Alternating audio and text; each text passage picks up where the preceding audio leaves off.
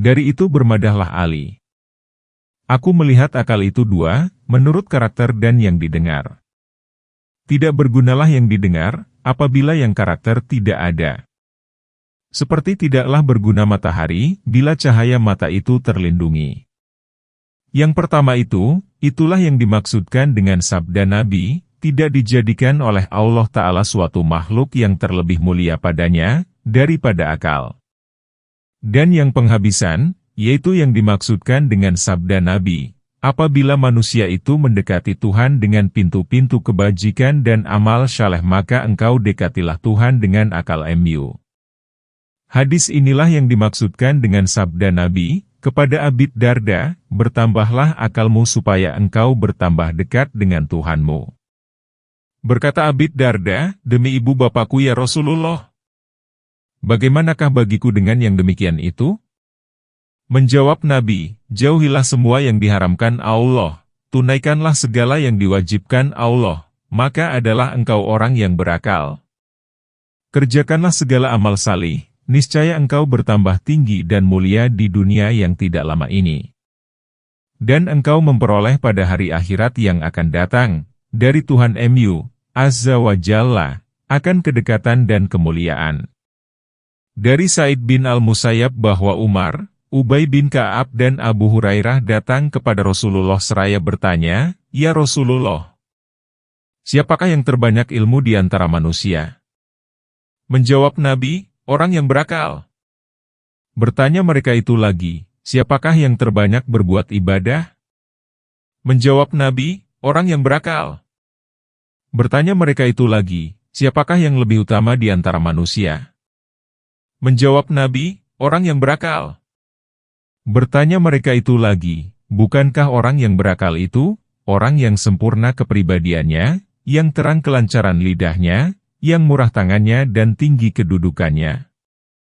Menjawab Nabi, "Kalaulah benar itu semuanya, tentu tidaklah kesenangan hidup dunia dan akhirat pada sisi Tuhanmu teruntuk bagi orang yang bertakwa. Orang yang berakallah yang takwa, meskipun di dunia dia hina dan rendah."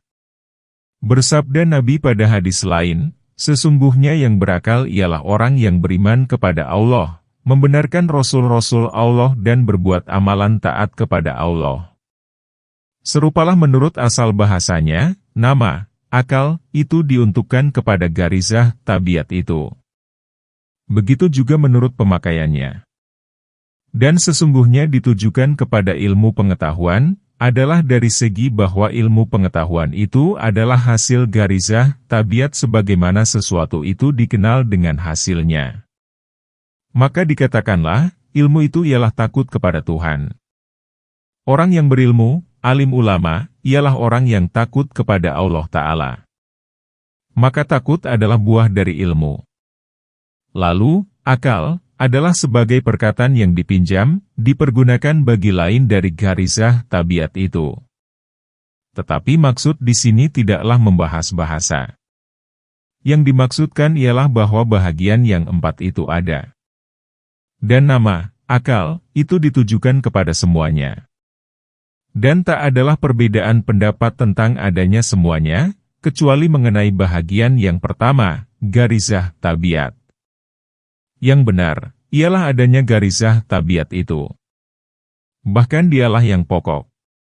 Semua ilmu pengetahuan itu seolah-olah terkandung dalam garizah tabiat itu menurut fitrah, kejadian manusia. Tetapi baru lahir ke alam kenyataan, apabila telah berlaku sebab yang melahirkannya ke alam wujud. Sehingga seakan-akan semua ilmu pengetahuan itu tidaklah merupakan sesuatu yang datang kepadanya dari luar. Dan seakan-akan ilmu-ilmu itu adalah yang tersembunyi pada fitrah, maka lahir kemudian ke alam nyata. Contohnya, adalah seperti air dalam bumi, lahir dengan dikorek sumur, berkumpul dan dapat diperbedakan dengan panca indera. Tidaklah dengan didatangkan benda baru ke dalam bumi tadi. Begitu juga minyak pada kelapa dan air mawar pada bunga mawar.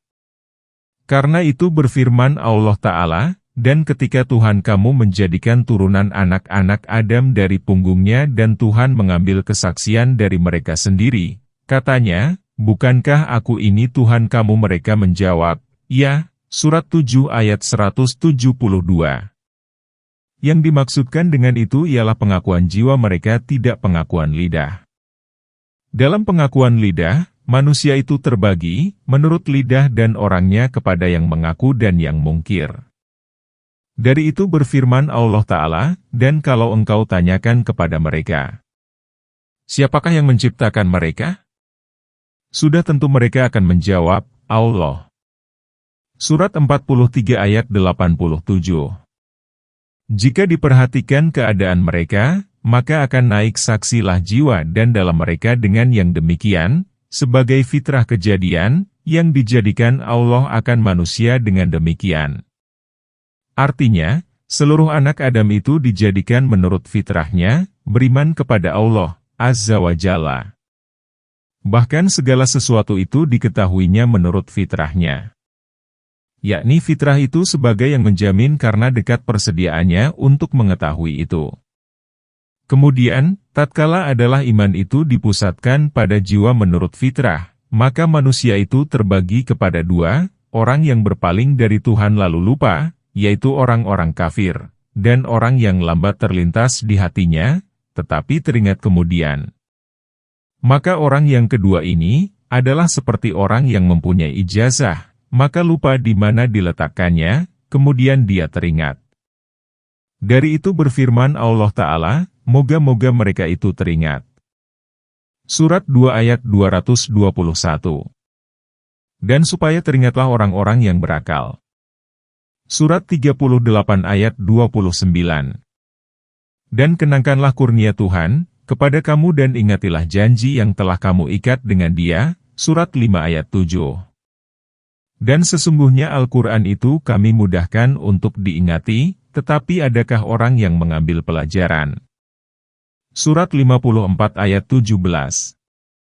Menamakan yang semacam ini dengan peringatan, tidaklah begitu jauh untuk dipahami. Maka seakan-akan peringatan itu dua macam, semacam mengingati gambaran yang sudah ada di dalam hati, tetapi hilang sesudah ada. Dan semacam lagi mengingati gambaran yang sudah ada, terkandung dalam hati dengan fitrah. Inilah hakikat makna kebenaran yang nyata, bagi orang yang memperhatikan dengan nur mata hatinya, basyirahnya. Tetapi berat bagi orang yang mempergunakan saja pendengaran dan taklid, turut-menurut, tanpa melihat dengan mata hati dan mata kepala. Dari itu Anda melihat orang tersebut, terpukul dengan ayat-ayat seperti itu dan memutarbalikkan tentang ta'awil peringatan dan pengakuan jiwa dengan bermacam-macam pemutarbalikan. Dan terbayang kepadanya berbagai macam pertentangan maksud tentang hadis dan ayat itu. Kadang-kadang hal itu keras sekali sehingga dipandangnya dengan pandangan penghinaan dan timbul keyakinan kepadanya bahwa itu kekacau balauan. Orang yang seperti itu adalah seumpama orang buta yang masuk ke sebuah rumah. Maka tersandunglah kakinya dengan tempat air yang tersusun rapi dalam rumah itu, lalu ia mengatakan, "Mengapakah tempat-tempat air ini tidak diangkat dari jalan tempat lalu dan dikembalikan kepada tempatnya semula?" Menjawab orang yang mendengar, bahwa tempat-tempat air itu adalah di tempatnya. Hanya mata saudara sendiri yang salah dan rusak. Maka begitu pula lah orang yang rusak mata hatinya berlaku seperti itu yang lebih hebat dan lebih besar akibatnya. Karena jiwa adalah laksana orang yang mengendarai kuda dan badan adalah laksana kuda. Buta yang mengendarai kuda adalah lebih membahayakan daripada buta kudanya. Karena serupanya mata batin dengan mata dhahir luar, maka berfirman Allah Ta'ala, hati tidak mendustakan apa yang dilihatnya. Surat 53 ayat 11.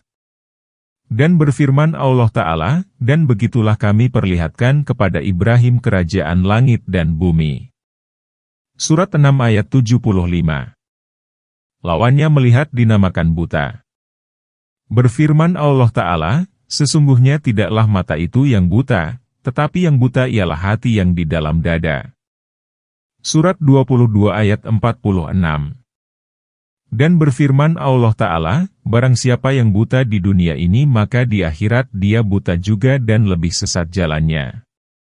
Surat 17 ayat 72. Segala hal inilah yang dibuka kepada para nabi. Sebahagiannya adalah dengan mata kepala dan sebahagian lagi adalah dengan mata hati. Dan semuanya itu dinamakan melihat.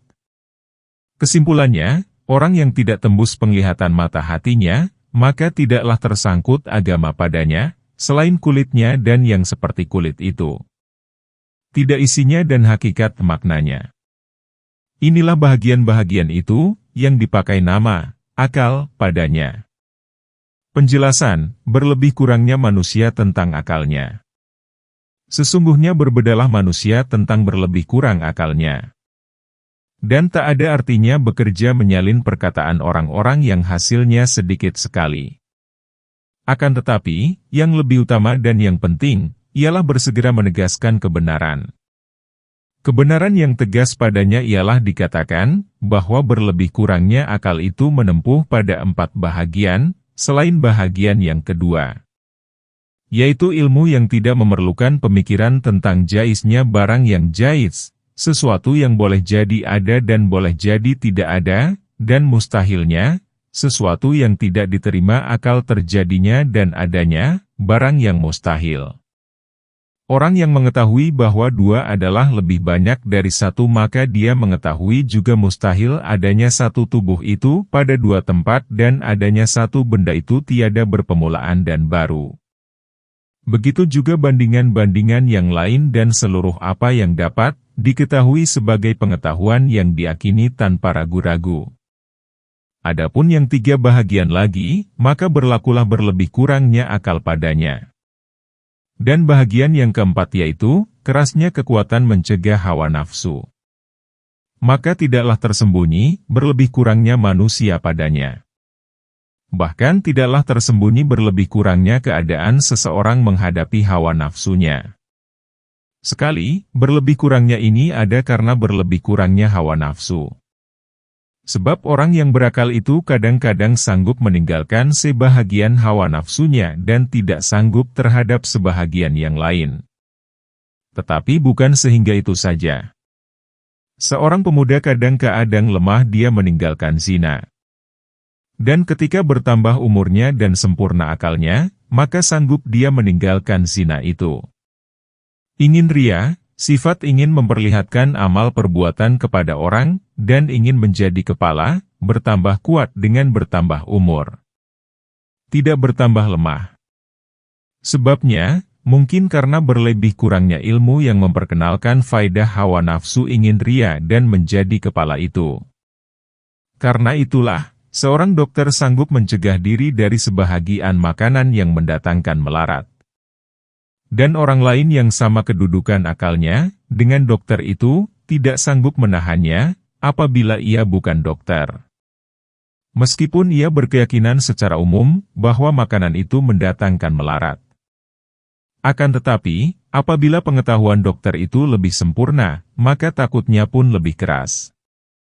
Maka adalah takut itu tentara bagi akal dan alatnya untuk mencegah dan menghancurkan hawa nafsu. Demikian jugalah seorang alim itu lebih sanggup meninggalkan perbuatan maksiat dari seorang bodoh. Karena kekuatan ilmu pengetahuannya dengan melaratnya perbuatan maksiat itu.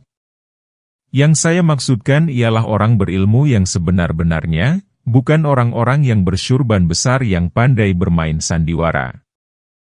Kalau berlebih kurang itu dari segi hawa nafsu, niscaya tidak kembali kepada berlebih kurangnya akal. Dan kalau dari segi ilmu, maka yang semacam ini, dari ilmu itu kita namakan juga akal. Karena ilmu pengetahuan itu menguatkan garisah tabiat akal. Maka adalah berlebih kurang itu menurut nama yang diberikan. Dan kadang-kadang berlebih kurang itu semata-mata pada garisah tabiat akal, maka apabila garisah tabiat akal itu kuat, maka sudah pasti pencegahannya terhadap hawa nafsu adalah lebih keras. Adapun bahagian yang ketiga yaitu ilmu pengalaman, maka berlebih kurang manusia padanya itu tidak dapat dibantah. Karena manusia itu berlebih kurang dengan banyaknya yang betul yang dikerjakannya dan tentang cepatnya mengetahui sesuatu, ada kalanya karena berlebih kurang tentang gharizah, tabiat dan ada kalanya mengenai pengalaman kerja. Adapun yang pertama tadi yakni gharizah tabiat, maka berlebih kurangnya, tak ada jalan untuk membantahnya. Karena akal itu adalah seumpama nur yang terbit pada jiwa dan terangnya akan muncul. Titik pertama dari terbitnya nur tadi, ialah ketika umur tanyis, ketika anak itu sudah dapat membedakan antara untung dan rugi. Kemudian nur itu senantiasa bertumbuh dan bertambah dengan pelan-pelan yang tidak kentara. Sehingga sempurnalah dia ketika umur sudah mendekati 40 tahun. Nur tadi adalah seumpama cahaya subuh. Mula-mula sangat tersembunyi, sukar diketahui. Kemudian dari sedikit ke sedikit bertambah, sehingga sempurnalah dengan terbit bundaran matahari. Berlebih kurangnya nur mata hati adalah seperti berlebih kurangnya sinar mata kepala. Perbedaan itu dapat diketahui antara orang juling dan orang yang berpandangan tajam. Bahkan sunnatullah, kata orang kebanyakan kemauan alam, berlaku pada sekalian makhluknya, dengan berangsur-angsur, tidak sekaligus, pada pengadaan. Sampai tabiat syahwat pun tidak timbul pada anak-anak ketika balik sekaligus dan dengan tiba-tiba. Tetapi tumbuh sedikit demi sedikit, secara berangsur-angsur. Begitu pula lah segala kekuatan dan sifat. Orang yang membantah berlebih kurangnya manusia pada gharizah tabiat ini, adalah seolah-olah dia sendiri telah terlepas dari ikatan akal. Barang siapa menyangka bahwa akal Nabi adalah seperti akal seseorang dari orang hitam dan orang Arab bodoh, maka orang itu lebih jahat dirinya dari siapapun dari orang-orang hitam itu. Bagaimanakah dapat memungkiri berlebih kurangnya gharizah tabiat akal itu? Kalau tidaklah berlebih kurang, maka tidaklah manusia itu berbeda-beda pada pemahaman ilmu pengetahuan. Dan tidaklah manusia itu terbagi-bagi kepada orang bodoh yang tidak dapat memahami sesuatu selain sesudah payah guru mengajarinya. Dan kepada orang pintar yang dapat memahami dengan sedikit tunjuk dan isyarat saja. Dan kepada orang sempurna, kamil, yang timbul dari dirinya hakikat makna segala sesuatu tanpa diajarkan, seperti firman Allah Ta'ala, hampir minyaknya memancarkan cahaya, sendirinya, biarpun tidak disinggung api. Cahaya berlapis cahaya, surat 24 ayat 35. Yang demikian itu adalah seperti nabi-nabi. Karena jelas bagi mereka dalamnya hal-hal yang sulit tanpa belajar dan mendengar yang dinamakan ilham. Hal yang seperti demikian, dijelaskan oleh Nabi dengan sabdanya, bahwa Ruh Suci itu mengilhami dalam hatiku, sayangilah siapa yang engkau sayangi, sesungguhnya engkau akan berpisah dengan dia. Hiduplah bagaimana yang engkau kehendaki, sesungguhnya engkau akan mati. Berbuatlah apa yang engkau kehendaki, sesungguhnya engkau akan dibalasi dengan amal perbuatan itu. Cara ini dari ajaran malaikat kepada nabi-nabi itu, berlainan dengan wahyu yang jelas yaitu mendengar suara dengan pancaindera dari telinga dan melihat malaikat dengan pancaindera dari mata. Karena itulah diterangkan dari hal ini, dengan pengilhaman ke dalam hati. Dan tingkatan wahyu itu banyak. Membicarakannya tidak layak dalam ilmu muamalah, diminta untuk mengetahuinya hendaklah diamalkan. Karena dia itu sebahagian dari mukasyafah, ilmu yang diminta untuk mengetahuinya saja. Janganlah disangka bahwa dengan mengenal tingkatan-tingkatan wahyu itu, membawa kita kepada derajat wahyu. Karena tidak jauh perbedaannya dengan seorang dokter yang mengajari orang sakit, tingkatan-tingkatan kesehatan dan seorang alim yang mengajari orang fasik, tingkatan-tingkatan keadilan, meskipun dia sendiri kosong daripadanya. Maka ilmu itu satu hal dan adanya yang diketahui itu satu hal pula. Maka tidaklah tiap orang yang mengetahui tentang kenabian dan kewalian, lalu dia itu nabi dan wali. Dan tidak pula setiap orang yang mengenal takwa dan wara, sampai kepada yang sekecil-kecilnya, lalu dia itu seorang yang takwa.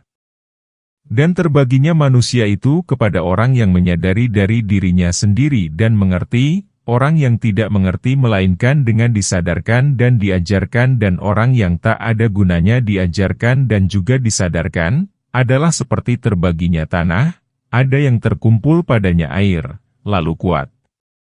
Maka dapat memancarkan beberapa mata air. Ada yang memerlukan kepada penggalian supaya keluar air ke parit-parit. Dan ada pula yang tidak berguna sama sekali digali, yaitu tanah kering, yang tidak mengandung air. Dan yang demikian itu, karena berbeda zat tanah mengenai sifat-sifatnya. Maka seperti itu pulalah perbedaan jiwa dalam garizah tabiat akal. Berlebih kurangnya akal menurut yang dinukilkan dari agama, dibuktikan oleh riwayat bahwa Abdullah bin Salam bertanya kepada Nabi dalam suatu pembicaraan yang panjang. Di mana pada akhirnya Nabi menyifatkan kebesaran, Arasy dan para malaikat bertanya kepada Tuhan, "Hai Tuhan kami, adakah Engkau menjadikan sesuatu yang lebih besar dari Arasy?" Maka menjawab Tuhan, "Ada, yaitu akal." Bertanya malaikat lagi, "Sampai di mana batas kebesarannya?" Menjawab Tuhan, "Tidak dapat dihinggakan dengan suatu ilmu pengetahuan." Adakah bagimu pengetahuan tentang bilangan pasir? Menjawab malaikat itu, "Tidak." Maka berfirman Allah Ta'ala, "Sesungguhnya aku menjadikan akal itu bermacam-macam, seperti bilangan pasir. Sebahagian manusia ada yang diberikan sebiji. Sebahagian ada yang diberikan 2 biji, ada yang 3 biji dan 4 biji. Di antara mereka ada yang diberikan secupak, ada yang segantang dan ada pula di antara mereka yang diberikan lebih banyak dari itu." Jikalau Anda bertanya, mengapa beberapa golongan dari kaum Syufi mencela akal dan apa yang dipahami oleh akal? Mengenai dengan celaan itu, ketahuilah bahwa sebabnya, ialah karena manusia membawa nama akal dan apa yang dipahami oleh akal itu, kepada pertengkaran dan perdebatan tentang soal-soal yang bertentangan dan main mutlak-mutlakan. Yaitu membuat ilmu kalam, berkata-kata. Maka kaum Syufi itu tidak sanggup menetapkan dengan dalil-dalil dari mereka sendiri bahwa Anda telah bersalah memberi nama itu. Karena cara yang demikian itu tidak terhapus begitu saja dari hati kaum Syufi sesudah demikian berkembang pada mulut orang banyak dan melekat pada hati. Lalu kaum Syufi itu mencela akal dan apa yang dipahami oleh akal. Yaitu akal yang dinamakan dengan demikian pada mereka. Adapun nur mata hati yang tersembunyi yang dengan nur itu dikenal Allah Ta'ala dan kebenaran Rasul-Rasulinya, maka bagaimanakah tergambar mencelanya?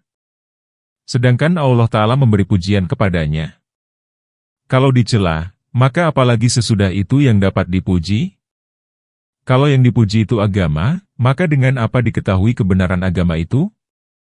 Kalau diketahui dengan akal yang dicela, yang tak dapat dipercaya itu, maka adalah agama itu tercela pula. Dan janganlah terpengaruh dengan orang yang mengatakan bahwa agama itu diketahui dengan ainul yakin dan nurul iman, tidak dengan akal. Sesungguhnya kami maksudkan dengan akal itu, ialah apa yang dimaksudkan dengan ainul yakin dan nurul iman tadi. Yaitu sifat batiniah yang membedakan manusia dari hewan. Sehingga manusia itu dapat mengetahui hakikat makna segala sesuatu dengan sifat batiniah tersebut. Kebanyakan kesalahan itu berkembang dari kebodohan orang-orang yang mencari kebenaran dari kata-kata saja. Maka tersalahlah mereka dalam kata-kata itu, karena kesalahan istilah manusia pada kata-kata itu. Sekedar ini mencukupilah mengenai penjelasan akal itu. Wallahu alam. Allah yang Maha Tahu. Telah sempurnalah kitab ilmu dengan pujian dan nikmat Allah Ta'ala. Rahmat Allah kepada penghulu kita Muhammad dan kepada tiap-tiap hambanya yang pilihan dari penduduk bumi dan langit, di mana akan disambung dengan kitab Kawaidil, kait insya Allah Ta'ala. Segala pujian untuk Allah yang Maha Esa pada awalnya dan pada akhirnya. Semoga bermanfaat. 25 Januari 2024.